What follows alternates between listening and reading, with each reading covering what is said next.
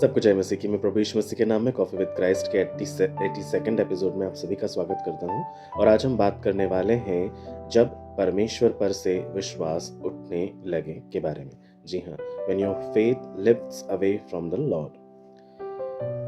कल्पना कीजिए कि आप सुबह शांति से कॉफ़ी पी रहे हैं, आपकी बाइबल तो खुली हुई है, परमेश्वर से आप दिल से दिल की बात करना चाहते हैं, लेकिन फिर भी कहीं ना कहीं आपके मन में परमेश्वर के प्रति संशय है अपनी किसी बात को लेकर जो आप उनसे साझा नहीं कर पा रहे हैं, और ज़िंदगी आपको खाली खाली सी लग रही है, प्रार्थनाओं का आपको उत्तर नहीं मिल रहा है, कॉफ़ी आपको कड़वी सी लग रही है या चाय आपको बहुत ज़्यादा कड़क लग रही है, ज़िंदगी में निराशा आ गई है। मेरे प्रियो, ये वही पल है जब हमें ये समझना पड़ेगा कि हमारा विश्वास परमेश्वर पर से कमज़ोर होने लगा है, क्योंकि हम विश्वास में उतने मजबूत नहीं रह पा रहे हैं उन बातों को लेकर जो हमारे अनुसार नहीं हुई हैं, परंतु परमेश्वर ने अपनी योजना के अनुसार किसी दूसरे तरीके से उसे हमारे जीवन में पूरा किया है।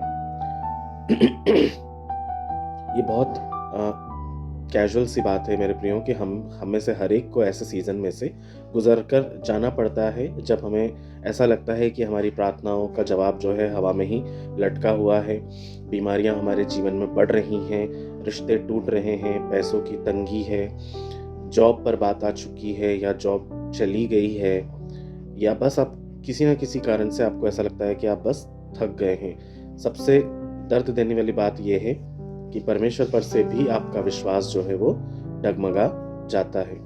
आप सोचने लग जाते हैं कि क्या वो सच में सुन भी रहा है, क्या सच में वो परमेश्वर मेरी परवाह करता भी है, क्या मैंने कुछ गलत किया है कि वो मेरी प्रार्थनाओं का उत्तर मुझे नहीं दे रहा है। ये सारे सवाल उठते हैं और उठते उठते इतने भारी हो जाते हैं मेरे प्रियो कि हमें ऐसा लगने लगता है कि अब हमारा विश्वास परमेश्वर पर नहीं रहा है, और कई केसेस में तो विश्वास उठ भी जाता है। लोग प्रार्थना करना बंद कर देते हैं, बाइबल पढ़ना बंद कर देते हैं, चर्च जाना, परमेश्वर के साथ संगति करना, सब कुछ बंद कर देते हैं। लेकिन मैं आपको यहाँ पर ये बताना चाहता हूँ कि ये कोई नई बात नहीं है मेरे प्रियो। बाइबल में भी बहुत से ऐसे लोग हैं जो इन सब चीज़ों से गुजरे हैं। हम उनके बारे में जानेंगे और समझेंगे कि इस सीज़न में भी परमेश्वर हमारे लिए क्या कर रहे हैं। बाइबल में भी ऐसे लोग हैं जिनके बारे में मैं आपसे बात करूँगा। जैसे सबसे पहले है दाऊद। दाऊद अपने भजन में ये कहते हैं, भजन संहिता 13 उसके 1 और 2 में, कि मैं चिल्लाता हूँ, हे यहोवा, तू कब तक मुझसे मुंह फेरता रहेगा? कब तक मेरी आत्मा कितनी देर तक चिंता में डूबी रहेगी? मेरे प्रियो, दाऊद भी एक ऐसे फेज से होकर गुजर रहे थे जब उनसे गलती हो जाती है और परमेश्वर उनसे बात करना बंद कर देते हैं, उनकी प्रार्थनाओं का उत्तर नहीं देते हैं, लेकिन फिर भी दाऊद उनसे डायरेक्टली जाकर ये कहते हैं कि हे मेरे परमेश्वर, तू मुझसे कब तक मुंह फेरे रहेगा? हमारे जीवन में भी ये समस्याएं कभी कभी आ जाती हैं।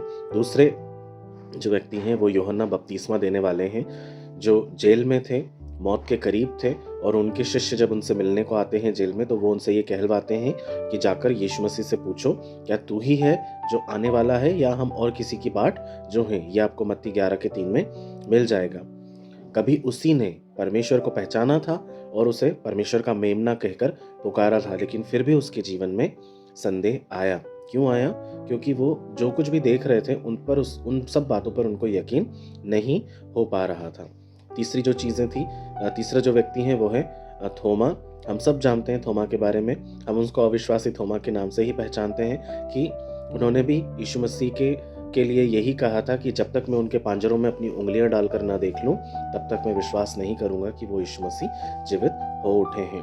ये वही थोमा था मेरे प्रियो जो परमेश्वर के साथ साथ घूमता था, साथ साथ चलता था। उसने सब चीज़ों को, परमेश्वर को, यीशु मसीह को करते हुए देखा था। वो उनका शिष्य था, लेकिन फिर भी वो अविश्वास से गिर गया। यूहन्ना 20 के 25 में हम इस वचन को पाते हैं। परमेश्वर ने इनमें से किसी को भी मेरे प्रियो डांटा नहीं था कि तुम अल्पविश्वासी हो, चले जाओ यहाँ से, बल्कि उसने क्या किया?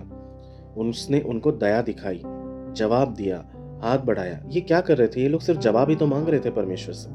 दाऊद जवाब मांग रहे थे, यूहन्ना जवाब मांग रहे थे, थोमा भी जवाब मांग रहे थे। परमेश्वर ने इनको जवाब दिया मेरे प्रियो, उनके समय से दिया, जैसा वो चाहते थे वैसा ही जवाब दिया, क्योंकि परमेश्वर कभी भी अपने बच्चों को नहीं भूलते हैं। मैं आपको ये बताना चाहता हूँ कि क्या हो, अगर हमें क्या करना चाहिए एक्चुअली जब हमारा विश्वास परमेश्वर पर से उठने लगे। तो ऐसी 4 बातें हैं जिनके बारे में आपको मैं बताऊँगा। उन 4 बातों को आप पकड़े रहें और परमेश्वर में अपने विश्वास को थामे रहें। पहली बात हमको क्या करनी है, ईमानदारी से परमेश्वर से ये कह देना है कि परमेश्वर, मेरा विश्वास आप पर से उठ रहा है। जी हाँ मेरे प्रियो, देखिए परमेश्वर ऐसी शख्सियत है जिनके सामने हमें झूठ बोलने की ज़रूरत नहीं है। मैं अगर इसको ऐसे बताऊं तो आपको परमेश्वर के सामने जेन्युइन होने की ज़रूरत नहीं है। आपके अंदर जो चल रहा है ना, वो परमेश्वर पहले से जानते हैं। तो आपको बनावटी होकर परमेश्वर के सामने जाना, अपनी प्रार्थनाओं को रखना, अपनी बातों को रखने का ज़रूरत नहीं। जो भी हृदय में है, आप दाऊद से एग्जाम्पल लीजिए। दाऊद कैसे व्यक्ति थे, उनके हृदय में जो भी भरा होता था ना, वो सब परमेश्वर के सामने उड़ेल दिया करते थे। वो चाहे अपने दुश्मनों की मौत के बारे में ही क्यों ना हो, वो उनको बोल देते थे कि परमेश्वर उन्हें अधोलोक में तो फेंक दे, उनके गर्दनों को तो उड़ा दे। वो ऐसे ऐसी बातें बोलते थे परमेश्वर से। परमेश्वर ने ऐसा उनके दुश्मनों के साथ नहीं किया, है ना। परमेश्वर क्योंकि जानते हैं किसका न्याय कैसे करना है वो, लेकिन दाऊद की उन्होंने हर बात को सुना और उनकी प्रार्थनाओं का उत्तर भी उन्हें दिया। कहने का मतलब ये है कि आप परमेश्वर से ये कहें कि परमेश्वर मैं डर रहा हूँ, मेरा विश्वास कमज़ोर पड़ रहा है, मुझे आप पर विश्वास नहीं हो पा रहा है, आप मेरी मदद करें। वो पहले से जानते हैं।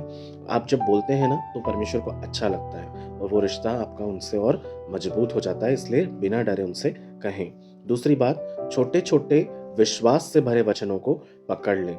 मैं आपसे कहूँगा कि इब्रानियों की किताब के हर एक वचन को आप रट लें, पढ़ लें, कंठस्थ करें, क्योंकि वो विश्वास की किताब है। जी हाँ मेरे प्रियो, उसमें इतनी विश्वास के से भरे हुए वचन लिखे हैं परमेश्वर के प्रति कि आपका विश्वास कभी नहीं डगमगाएगा।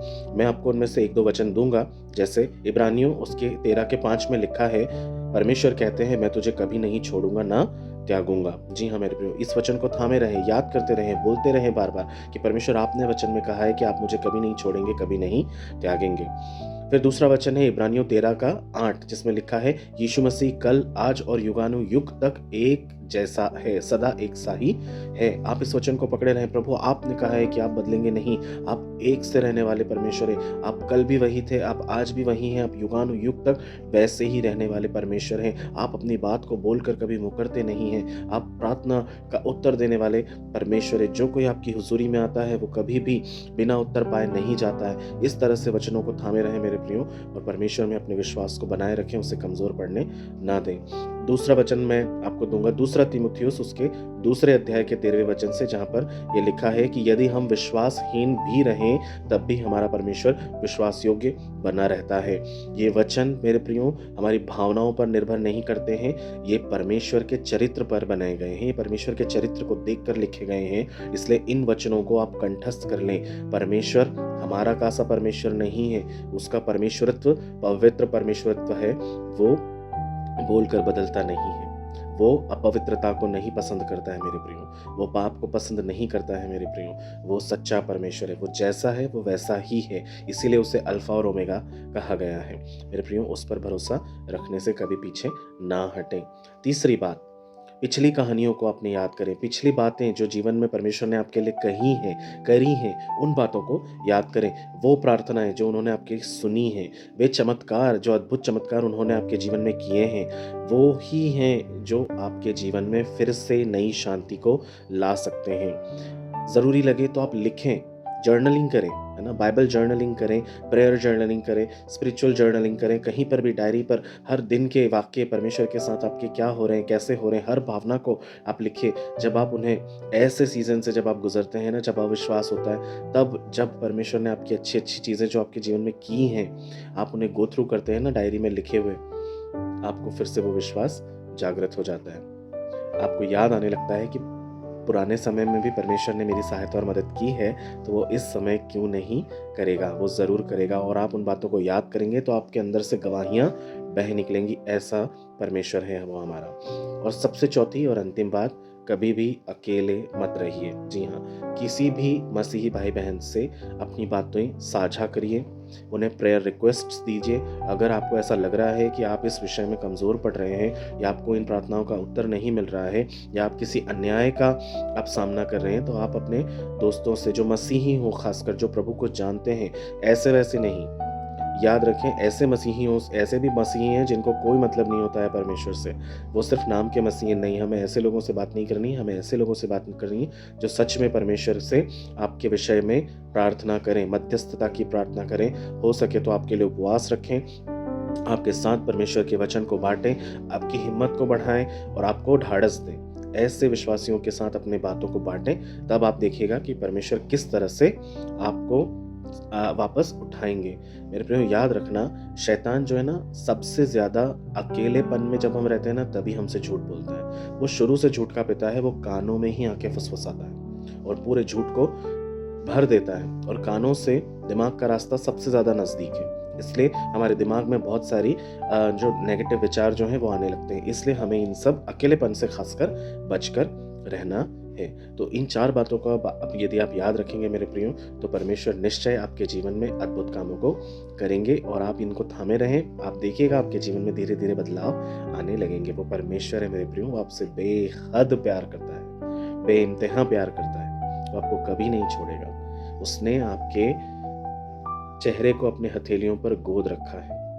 वो आपको आपकी माता के गर्भ से नाम से पुकारता है। वो जब आप बन रहे थे ना अपनी माता के गर्भ में, आपके उस बेडोल तत्व को भी वो जानता है। बाइबल में लिखा है कि उसने आपको बड़ी आश्चर्य और भयानक रीति से माता के गर्भ में रचा है। वो आपके एक एक अंगों को बुनता है। जो परमेश्वर इतना सब कुछ आपके लिए करता है, तो वो क्यों कर आपको भूल जाएगा। वो तो ये तक कहता है कि अब सोचो, जो माता के गर्भ से आपको नाम से बुला रहा है, वो ये भी कह रहा है कि तुम्हारे बुढ़ापे तक मैं तुम्हें लिए लिए फिरूंगा, तुम्हें गोद में उठाए रहूंगा। तो वो आपको नहीं छोड़ेगा मेरे प्रियो। उस पर से विश्वास मत उठाइएगा, कभी मत उठाइएगा। उस पर ज़रूर विश्वास रखिएगा। वो आपसे बहुत प्यार करता है, वो आपकी ज़रूर सुनेगा। आइए हम प्रार्थना करेंगे। खुदावंद, बड़ी नम्रता और दीनता के साथ एक और बार फिर हम आपके पवित्र चरणों में कॉफ़ी विद क्राइस्ट के इस माध्यम से पिता परमेश्वर आते हैं। तमाम viewers, subscribers, friends, followers, family members, teachers, colleagues, सभी को मैं आपके हाथों में सौंप देता हूं पिता। विश्व के प्रत्येक व्यक्ति जो मुझे जहां कहीं से भी देखते सुनते हैं, मैं उनके लिए प्रार्थना करता हूं परमेश्वर। यदि वो अविश्वास के सीजन से गुजर रहे हैं पिता, होने दीजिए उनका विश्वास आप पर अटल बना रहने पाए। शैतान की ताकतें, रूहानी ताकतें, आसमानी ताकतें जो उन्हें आपसे दूर करती हैं पिता, उनके जीवन से पिता परमेश्वर चले जाने पाए। हम उन्हें लात मारकर खदेड़ते हैं यीशु मसीह के नाम से। हम आपके पवित्र लहू का बाड़ा उनके आसपास बांध देते हैं प्रभु। उनके घर परिवारों पर आपकी सुरक्षा के घेरे को बांधते हैं प्रभु। हम आपसे विनती करते हैं पिता परमेश्वर, आपके स्वर्गदूत निरंतर उनकी सहायता और मदद करते रहें पिता परमेश्वर। होने दीजिए राजा, हर एक अविश्वास की आत्मा प्रभु यीशु मसीह के नाम से उनके जीवन से चली जाने पाए। प्रभु उनके विश्वास को दृढ़ और अटल रखिएगा। होने दीजिएगा पिता, वो राई के दाने का सा विश्वास ही पिता परमेश्वर उनके जीवन से इस अविश्वास के पहाड़ को हटा देने पाए। और परमेश्वर पिता, जो कुछ वे चाहते हैं प्रभु, जो जवाब वे आपसे चाहते हैं प्रभु, प्रार्थना के द्वारा, विनती के द्वारा, वो जब आपके सन्मुख प्रकट करते हैं पिता, उसे लेकर आते हैं प्रभु जी। होने दीजिए पिता, उनके उत्तर उन्हें जल्द से जल्द मिलने पाए पिता। आप उनके लिए स्वर्गों के झरोखे को खोल दीजिएगा खुदावन। जो भी प्रार्थना वे करते हैं उसका उत्तर उन्हें जल्द से जल्द मिले। इस विश्वास से हर एक विश्वासी को हम आपके हाथों में सौंपते हैं। जो कमजोर हैं, निर्बल हैं, दुर्बल हैं पिता विश्वास में, उन्हें आप फिर से हिम्मत और ढाढ़स दीजिए। आप उन्हें पिता परमेश्वर त्यागने वाले नहीं हैं प्रभु। आप उन्हें अपने कांधे पर उठा लेने वाले परमेश्वर हैं। आप उन्हें फिर से सहारा देकर आप खड़ा करने वाले परमेश्वर हैं। हम विश्वास से इस प्रार्थना की घोषणा करते हैं प्रभु कि उनके जीवन में जो कुछ मांगा गया है वो यीशु मसीह के नाम से पूरा हो जाए, प्रभु यीशु मसीह के नाम से, आमीन। मेरे प्रियो, प्रार्थना में बने रहिए, विश्वास करते रहिए। अगर देखिए, कॉफ़ी तो हमारी खत्म हो जाएगी, लेकिन गहरी सांस लेकर इस बात को ज़रूर याद रखें कि विश्वास कमज़ोर पड़ सकता है, लेकिन हमारा परमेश्वर कभी भी कमज़ोर नहीं पड़ेगा। वो आपके पास में ही है। वो इस वक्त भी आपके पास बैठे हैं, आपकी बातों को सुन रहे हैं, इंतज़ार कर रहे हैं कि कब मेरा बेटा और मेरी बेटी मेरी तरफ मुड़ेगा और मुझे देखकर मुझसे प्रार्थना करेगा, मुझसे विनती करेगा और मेरे पास मुझसे आकर बातें करेगा। यदि आप ऐसे सीज़न से गुजर रहे हैं मेरे प्रियो, तो आप मुझे कमेंट में भी अपने जो भी प्रेयर पॉइंट्स हैं वो लिख कर दे सकते हैं। मैं आपके लिए निश्चय प्रार्थना करूंगा और आप जल्द से जल्द आप अपनी प्रार्थनाओं का उत्तर भी पाएंगे। अगले एपिसोड तक अपने आप विश्वास को थामे रहिएगा मेरे प्रियो। मेरे साथ हर दिन यूं ही बने रहिएगा। मेरे लिए भी प्रार्थना कीजिएगा, मैं भी आप लोगों के लिए प्रार्थना करूंगा। परमेश्वर आपको बहुत बहुत आशीष दे। इस पूरे हफ्ते परमेश्वर आपको संभाले रखे, आपकी हर एक इच्छा पूरी हो प्रभु यीशु मसीह के नाम से। ठीक है, हम फिर जल्द मिलेंगे। प्रभु आपको संभाल के रखें। जय मसीह की।